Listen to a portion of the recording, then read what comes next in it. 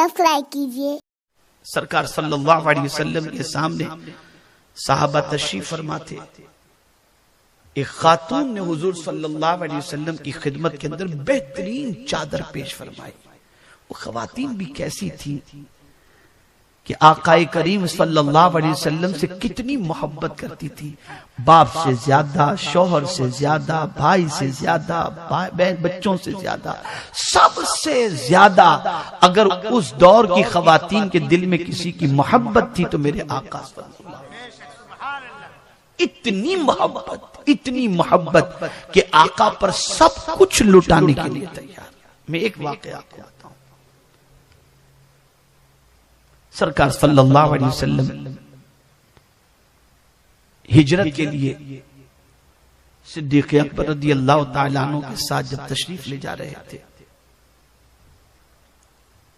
तो जो कुछ दौलत थी वो भी उन्होंने अपने साथ ले ली।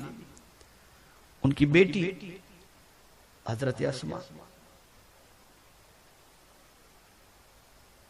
उसने फौरन टिफिन तैयार किया, नाश्ता दान तैयार किया और उन्होंने सरकार सल्लल्लाहु अलैहि वसल्लम और सिद्दीक़ अकबर की खिदमत में पेश कर दिया।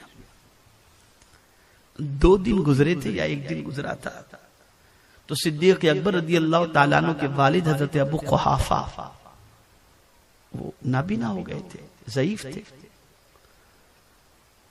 तो हजरत अस्मा से कहते हैं, अस्मा अबू बकर अगर कुछ छोड़ करके जाता तो बेहतर था, सब कुछ लेकर चला गया। तो हजरत अस्मा को ख्याल आया कि दादा का दिल नाराज, तो उन्होंने कहा नहीं नहीं दादा जान, वालिद साहब छोड़ करके भी गए। अच्छा छोड़ कर गए? कहा हाँ कुछ छोड़ करके भी गए। वो जाती है बाहर, थोड़े से पत्थर चुनती हैं, लाकर एक जगह रख देती है, उस पर चादर लगा देती है और फिर हजरत अबू कुहाफा से कहती हैं, दादा जान देखिए अब्बा जान जो है वो कुछ दिरहम वगैरह छोड़ करके गए हैं। वो गए जाकर के उसको हाथ लगाया, कहा चलो अबू बकर ने अच्छा किया। आप अंदाजा लगाएं कि वो ये कहकर सब कुछ उनके वालिद लेकर के गए तो अपने वालिद से ये नहीं कहती कि हमारे लिए क्या छोड़कर जा रहे हो, बल्कि बाप ने कहा, दादा ने कहा तो उनको तसल्ली दे रहे हैं और तसल्ली देकर वो ये कह रही हैं कि छोड़ करके गए हैं, गोया ये बता रही हैं कि मौत भी अगर मुस्तफा पर कुर्बान होता हो तो कुर्बान करने के लिए तैयार। सोच थी, ये फिक्र थी। और आज माल सारा गुनाहों में खर्च होता है, इल्ला माशाअल्लाह।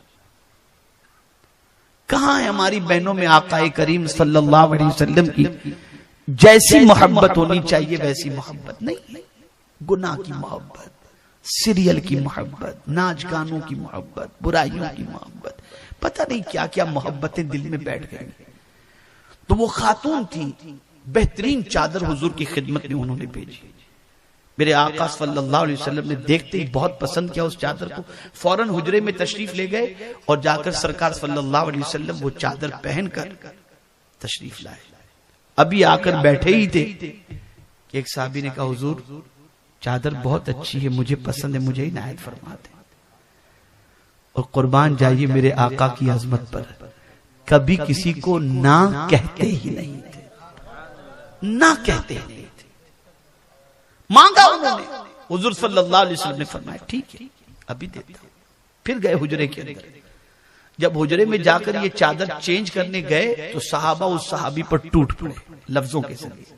अजीब आदमी, अभी तो हुजूर ने थोड़ी ही देर पहना था और तुमने मांग लिया, पुरानी चादर मांग लेती, ये नई चादर मांगने की वजह क्या है? तो अब सहाबी का अकीदा सुनो। अर्ज करते हैं तुम भी सही कह रहे हो, लेकिन मेरी नीयत भी गलत नहीं थी। मेरी नीयत यह है कि जिस कपड़े को मुस्तफा का बदन लग गया उस चादर को मैं अपना कफन बनाऊंगा। मैंने ये चादर इसलिए मांगी। अल्लाह अकबर। साहबा खामोश रहे। रावियान हदीस बयान करते हैं कि जब उस मांगने वाले सहाबी का विसाल हुआ तो वही चादर उनका कफन बनी। तो अगर चादर फायदा पहुंचाने वाली न होती तो वो मांगते क्यों? हमारे वीडियो को लाइक शेयर जरूर करिए।